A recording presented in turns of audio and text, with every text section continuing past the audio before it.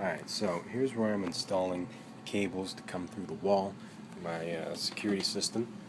Now, as you can see here, the cables are coming through the attic now, right through there, and the wires just come through and I have them hanging over the closet door, and I go into the cabinet. Now the wiring in here is a bloody mess, so in an effort to clean it up, I'm going to hide the wires behind the wall, and coming out of the wall is only going to be the coax wires, and they're going to neatly go in to the cabinet into the back of the DVR. Now what I gone ahead and done is I purchased wallbox illuminators, which look like this. These are the CMPLE ones. They're pretty cheap. You can get them in double gang like this or single gang. And I put on some keystone faceplates. A keystone faceplate is basically a faceplate with a square hole that'll fit a keystone adapter, which is special adapters made to fit into these square holes. You can get them in B and C, you can get them in tons of different connectors depending on your application.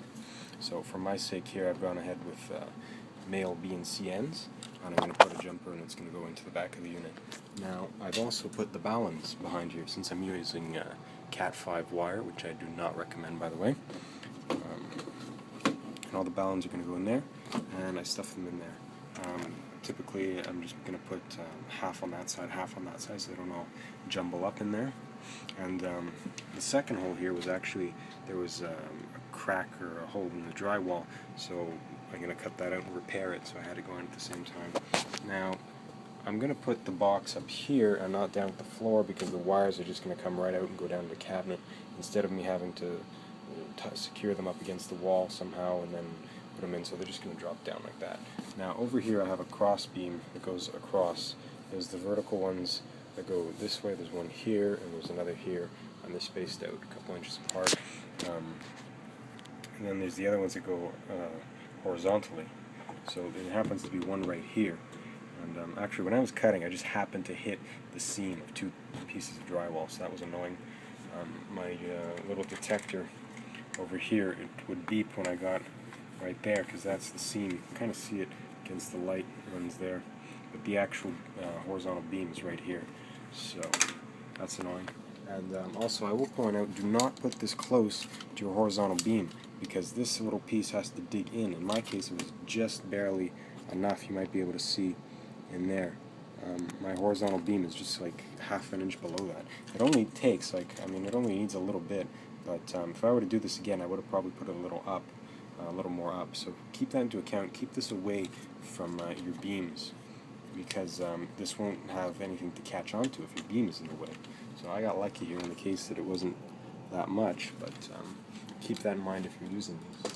So like I said, I'm using keystone jacks. This one would be more for like a keyboard that I would wire up. So I have those. Basically get the plates, and they're blank, and you can put whatever connectors you want in them, and they just snap right in.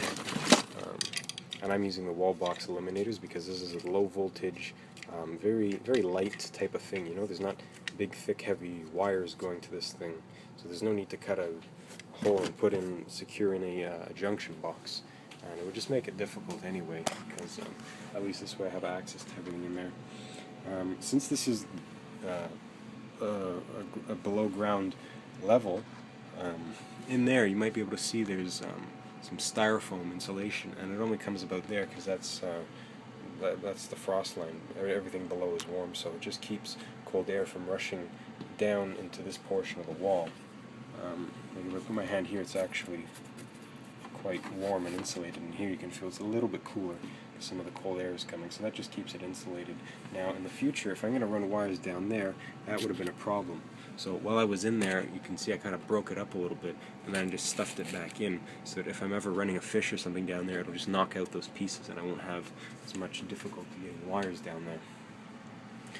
So that's about it. I'm not going to cut the wires.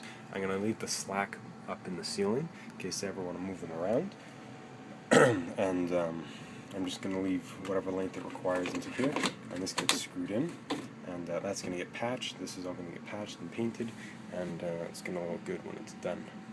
So that's about it for now. If you have any questions, let me know. If you've ever done this kind of thing before, feel free to share some comments or let me know what else you've done.